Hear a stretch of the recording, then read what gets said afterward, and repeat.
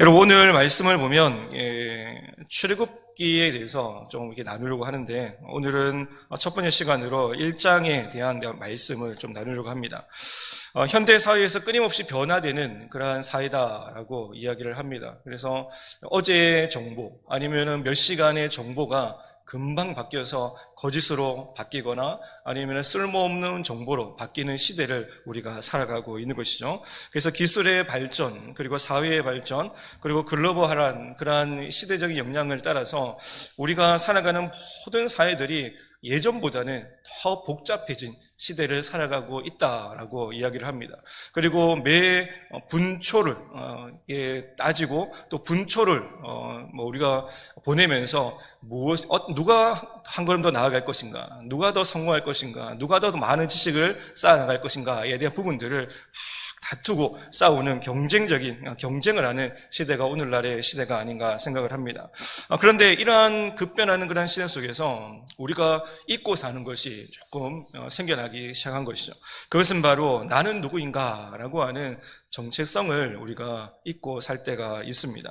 그래서 나는 누구인가, 나는 어디로 가는가에 대한 질문을 많은 사람들이 던지기 시작하고, 내가 이렇게 바쁘게 살고 정신없이 살고 그러다가 나는 어디로 갈 것인가에 대한 부분들을 놓고 많은 스트레스와 아니면은 고민들을 하기 시작한 것이죠.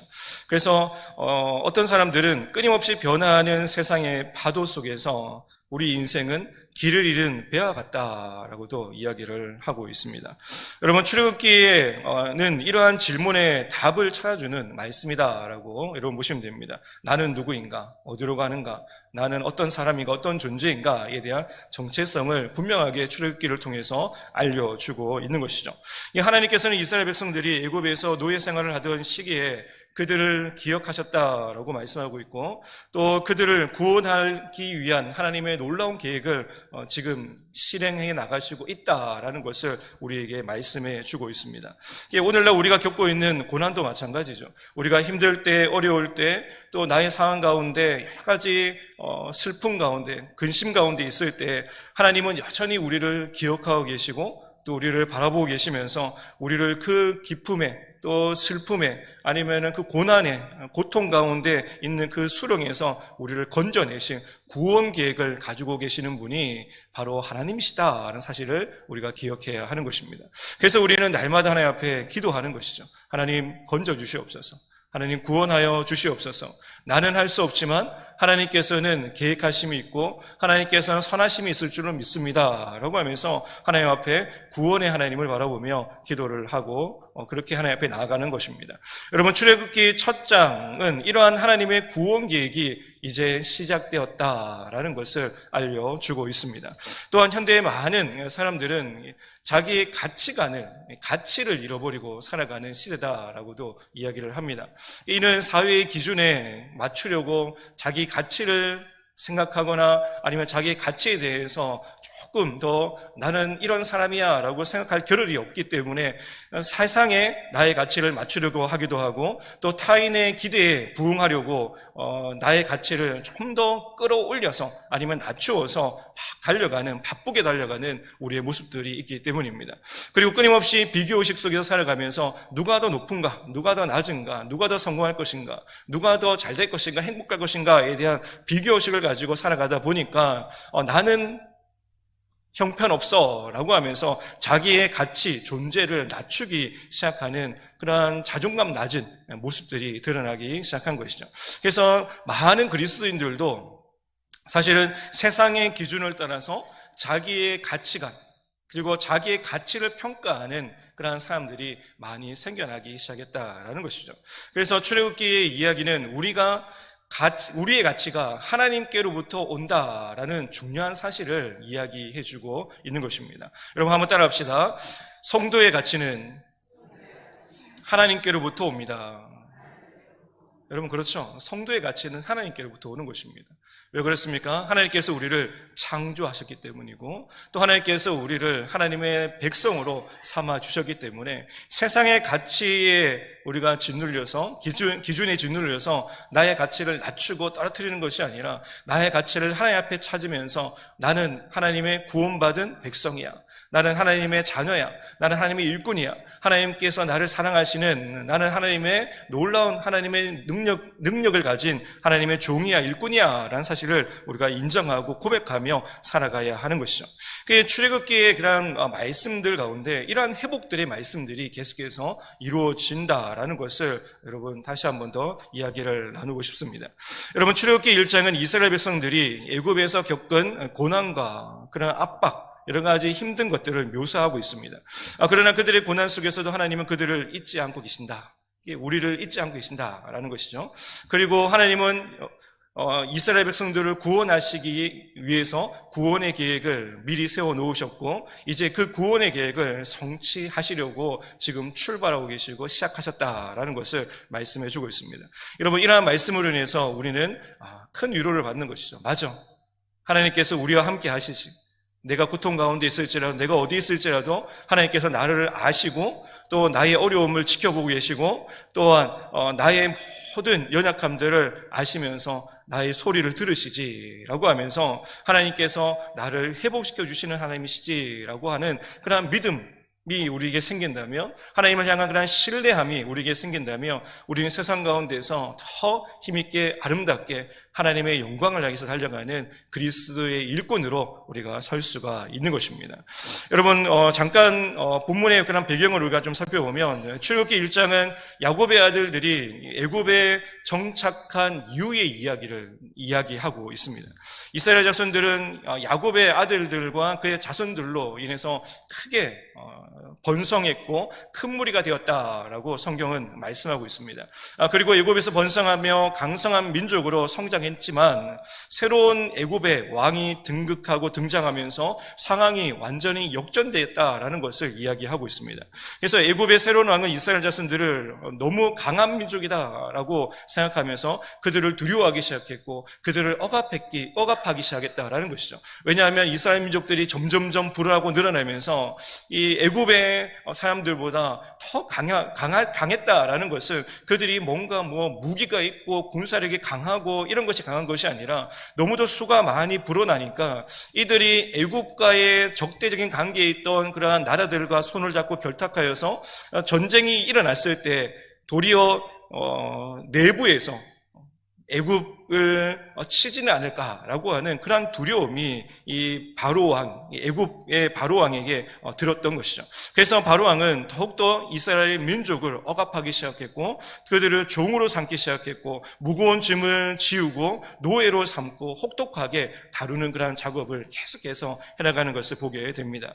그리고 이스라엘 자손들은 새로운 왕의 명령에 따라서 더욱 힘든 고역을 하게 되는데, 그들은 벽돌을 만드는 일, 그리고 농사 짓는 일, 다양한 노역에 시달리면서 고통받는 삶 속에 살아갔다라고 기록하고 있는 것이죠. 그러나 하나님은 이스라엘 백성들의 고통을 보시고 그냥 내버려 두시지 아니하시고 그들을 구원할 놀라운 계획을 지금 실행해 나가시고 있다라는 것을 서두에 출애굽기 1장에서 이야기를 하고 있습니다. 여러분, 그렇다면 우리가 본문 대제에서 봤을 때 한번 따라합시다. 고난 속에서도 하나님은 함께 하십니다. 여러분, 고난 속에서도 함께 하시는 하나님이시다라는 것을 본문은 이야기하고 있습니다. 출애굽기 1장에서 우리는 이스라엘 자손들이 겪은 극심한 고통에 대해서 우리가 자세하게는 잘 알 수가 없지만 그들이 정말 힘들었을 것이다 라는 것을 짐작할 수가 있는 것이죠.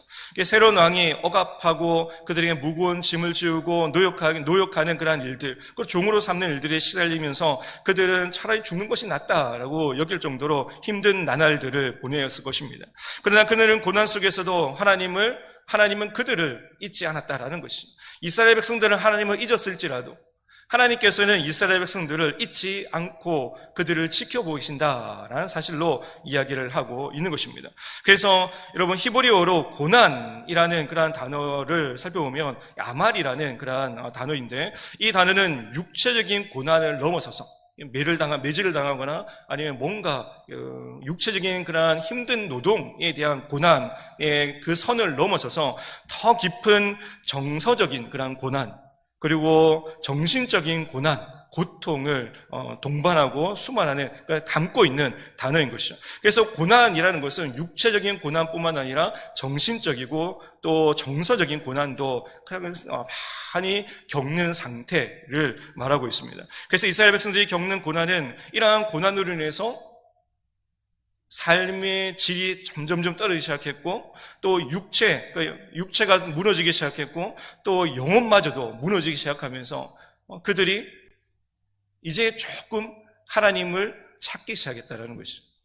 여러분, 이스라엘 백성들이 애굽에 오면서 그 야곱의 식구들이 70명 정도, 75명 정도 이렇게 애굽으로 내려와서 정착하고 요셉이 총리로 있을 때에는 엄청난 부와 엄청난 그런 물자를 지원받으면서 어떻게 보면 부족함 없이 살았을 이스라엘 백성들인데, 그러한 공백기 가운데 430년이라는 공백기 가운데 하나님을 찾았다, 하나님을 만났다, 아니면 하나님 앞에 부르짖었다라고 하는 그러한 공백이 사라진 그러한 시대의 모습들을 우리는 또한 생각해 볼 필요가 있는 것이죠.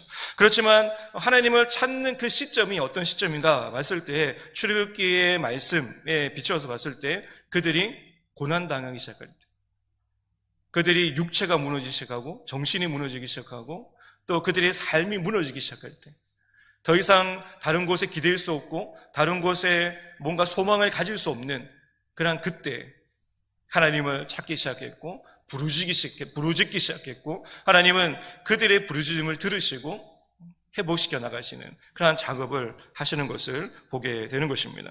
이처럼 하나님께서 고난 속에서 함께 하신다라고 하시는 사실은 어려움을 겪을 때 큰 위로가 되고 희망이 되는 메시지를 다시 한 번 더 우리에게도 던져주고 있는 것입니다. 우리 역시 삶에서 다양한 고난을 당할 때가 있는 것이죠. 경제적인 문제, 그리고 건강에 대한 문제, 또 이런 인간관계의 문제, 여러 가지 다양한 고통 가운데 있는 연약한 문제들을 당할 때가 있습니다. 하지만 그때에 우리는 나를 도와주시는 하나님, 나를 붙들어 주시는 하나님, 나와 함께하여 주시는 하나님, 그리고 나를 구원해 주시는 그 구원의 계획을 가지고 계시는, 그것을 지금 실행하시고 일하시는 하나님을 바라보는 그런 믿음의 눈이 우리에게 열려야 한다라는 것이죠. 그냥 단순하게 내가 지금 잘 되고 별 문제 없을 때에는 하나님을 찾지 못하는 그런 상황에서 계속해서 머무는 것이 아니라, 내가 잘 될 때에도, 내가 건강할 때에도, 내가 슬플 때에도, 고난당할 때에도 우리는 하나님을 찾아야 되는데, 지난 시간에 제가 말씀드린 것처럼 우리가 기쁠 때에도 하나님을 찾고 고난 때에도 하나님을 찾는 그 이유가 있다면, 기쁨의 은혜를 허락해 주시는 분도 하나님이시기 때문에 하나님을 찾고 하나님 앞에 예배드려야 되는 것이고, 또 고난의 때에도 마찬가지로 내가 힘들고 어려울 때 이 문제 때문에 하나님을 찾는 것이 아니라, 그 고난 너머에 역사하시고 일하시고 나에게 더 좋은 것으로 구원의 계획으로 함께하여 주실 그 일을 지금 실행해 나가시고 성취해 나가시는 그 하나님을 기대하며 우리는 하나님을 찾고 기도하며 나아가야 한다라는 것입니다. 여러분, 신약 성경에서도 이러한 하나님이 우리와 함께 하신다라는 것을 강조하는 그런 말씀들이 여러 곳 있지만, 그 대표적으로 마태복음 28장 20절에 예수님께서 볼지어다 내가 세상 끝날까지 너희와 항상 함께 있으리라 라고 말씀하셨죠. 그래서 하나님께서 우리와 함께 하신다, 항상 함께 하신다라는 사실을 우리가 믿고 신뢰할수록 우리는 더 믿음 가운데 든든히 서나갈 수 있다라는 사실들을 우리가 알고 한번 따라합시다. 하나님은 우리와 함께 하십니다. 고난 속에서도 우리를 지켜주십니다. 우리를 구원하십니다.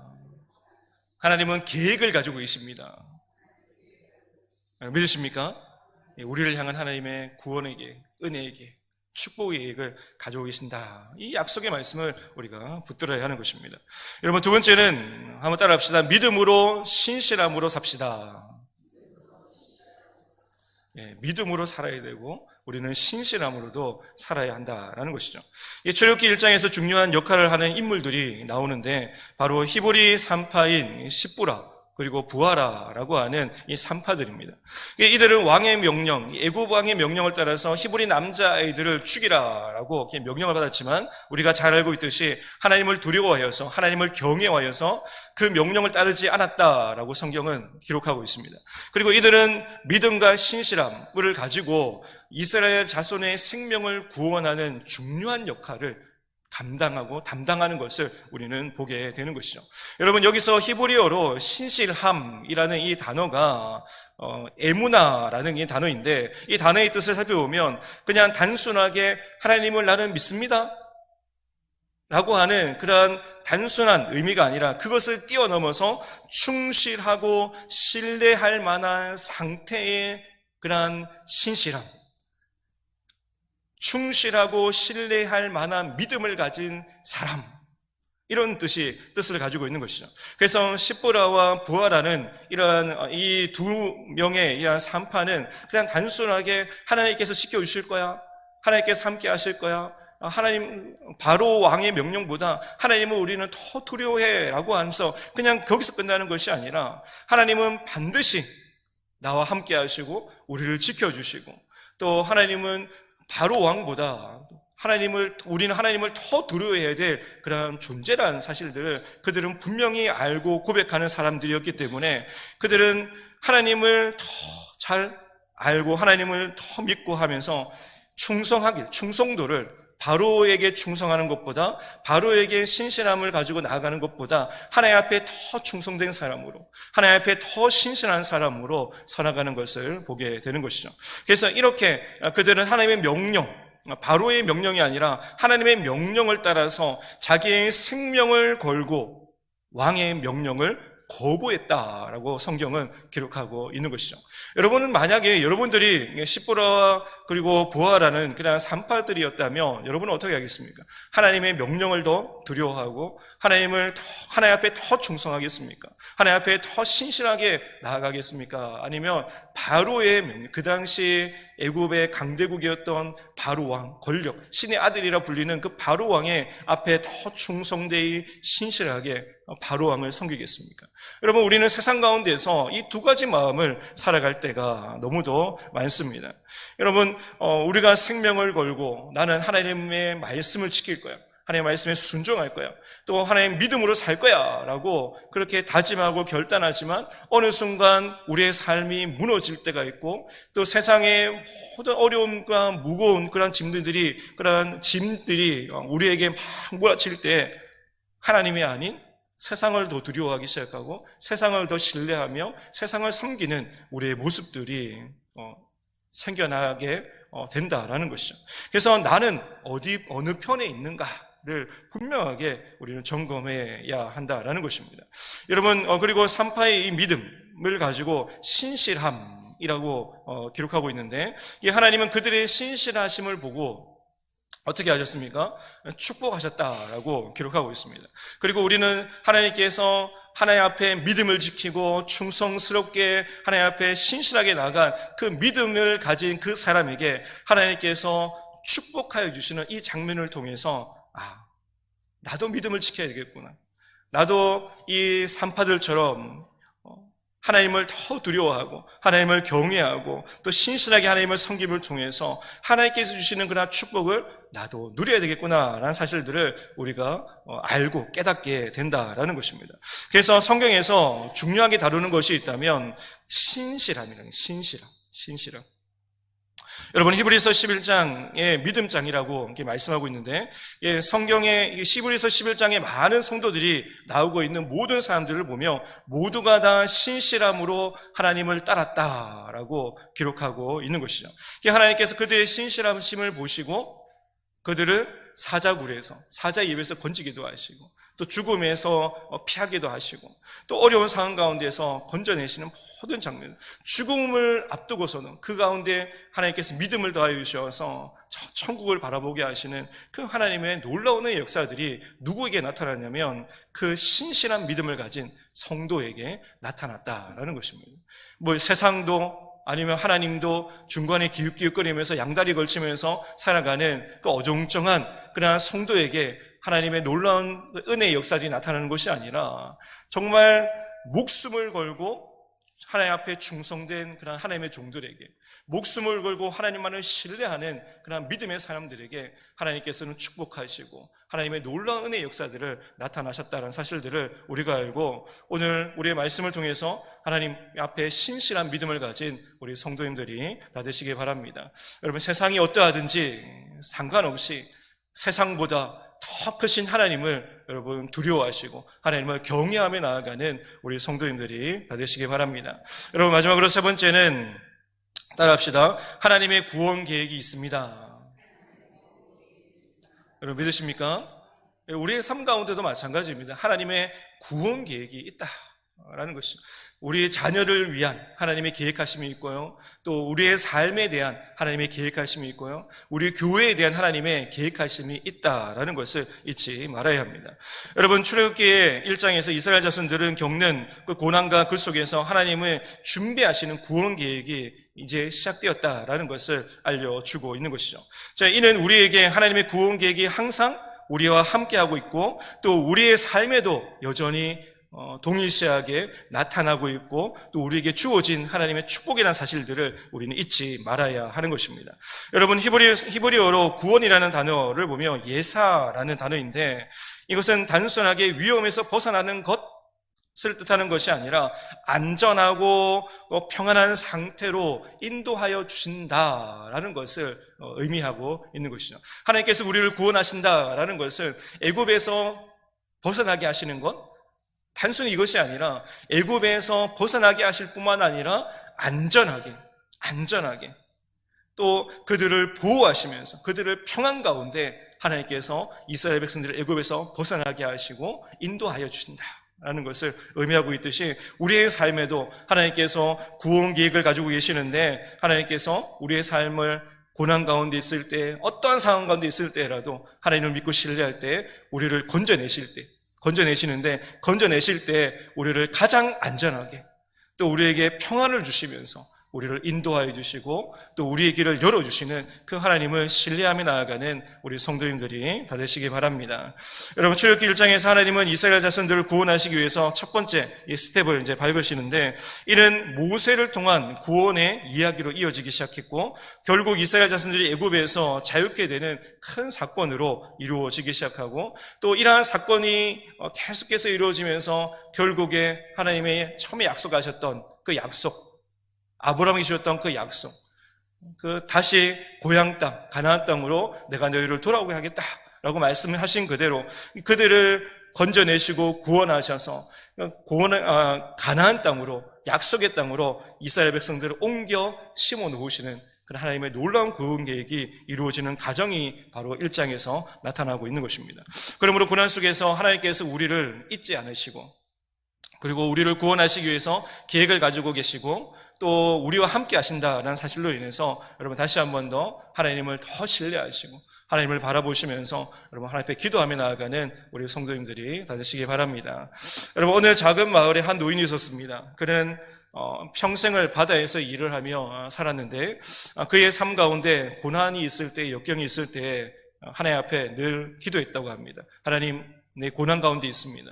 내가 어려운 가운데 있습니다. 내가 역경 가운데 있습니다. 하나님, 나를 건져내시고 나로 하여금 다시 한 번 더 굳게 세워주시옵소서. 나로 하여금 그 고난 가운데서 흔들리지 않도록 주님 나를 붙잡아 주시옵소서라고 늘 기도하면서 바다에 나아가서 일을 했다는 것이죠. 그런데 어느 날 큰 폭풍을 만나면서 배가 막 뒤집힐 정도의 그런 힘든 그런 상황이 있었고, 그리고 큰 폭풍으로 인해서 이 마을에 덮쳐져서 마을에 큰 피해가 생겨나기 시작했는데, 집이 파괴되고 마을이 파괴되는 그런 일들이 일어났습니다. 그런데 노인의 집만 무사했다라는 것이죠. 사람들은 노인에게 막 달려와서 이야기하기 시작합니다. 어떻게 당신의 집만 무사할 수 있었습니까? 어떻게 당신의 집만 무너지지 않고 다 무너졌는데 당신의 집만 멀쩡합니까? 라고 사람들이 물어봤을 때 노인은 이렇게 미소 지으면서 이야기했다고 합니다. 나는 매일 하나님께 기도하며 그분의 인도하심을 믿었습니다. 하나님은 나를 지키셨고 내 집을 지켜주셨습니다. 여러분, 우리가 날마다 하나님 앞에 기도해야 될 이유가 바로 이것이죠. 하나님께서 나를 지켜주시고 나와 함께하여 주시고 나를 붙들어 주시기 때문이라는 것입니다. 그리고 같은 일기 속에서, 같은 환경 속에서, 같은 날씨 속에서 누군가는 하나님의 보호하심을 받고 누군가는 엄청난 피해를 당하는 그 순간에 믿지 않는 사람들은 분명하게 물어볼 것입니다. 당신은 어떻게 피해를 당하지 않았습니까? 당신의 삶은 피해를 당했음에도 불구하고 어떻게 그렇게 기뻐할 수 있습니까? 라고 하는 그런 질문 앞에서 우리는 이 노인처럼 기도해야 하는 것이죠. 대답할 수 있어야 하는 것입니다. 나는 매일같이 하나님 앞에 기도를 드렸습니다. 그리고 하나님 앞에 늘 나를 인도하여 주실 것을 나는 기도하며 나는 믿었습니다. 하나님께서 나를 지켜줄 것을 믿었고 하나님께서 나와 함께 하신 것을 나는 믿고 있었습니다. 그럼 어떤 차이입니까? 하나님을 믿고 신뢰하느냐, 아니 하나님을 모르고 살아가느냐, 그 차이가 바로 이러한 결과를 낳게 된다라는 것이죠. 여러분, 우리의 삶 가운데서도 늘 하나님의 함께 하심, 그리고 구원해 내심, 그 구원의 계획을 가지고 계신 그러한 하나님을 바라보면서 모두가 다 힘들다, 어렵다 라고 이야기하는 오늘날의 이 세대 가운데, 이 시대 가운데 나는 괜찮아 라고 얘기하면서 왜 괜찮습니까? 라고 물어보면 누구 때문에 괜찮을까요? 하나님 때문에 나는 괜찮습니다. 하나님 때문에 나는 기쁩니다. 하나님 때문에 나는 즐겁습니다. 하나님 때문에 나는 행복합니다 라고 이야기할 수 있고, 그렇게 하나님을 전함을 통해서 많은 사람들에게 하나님의 살아계심을 증거하며 나아가는 하나님 앞에 신실한 종과 일꾼이 되는 우리 성도님들이 다 되시기 바랍니다. 여러분, 우리가 믿어야 될 분은 하나님밖에 없습니다. 내가 힘들고 어려울 때, 고난 당할 때 우리를 건져내실 분도 하나님이시기 때문이고, 그 구원의 계획을 가지고 계신 분도 하나님이시기 때문에 그렇습니다. 우리가 어떠한 상황에서도, 고난 가운데서도 하나님을 신뢰하면서 여러분 날마다 믿음으로 승리하며 나아가는 우리 성도님들이 다 되시기 바랍니다.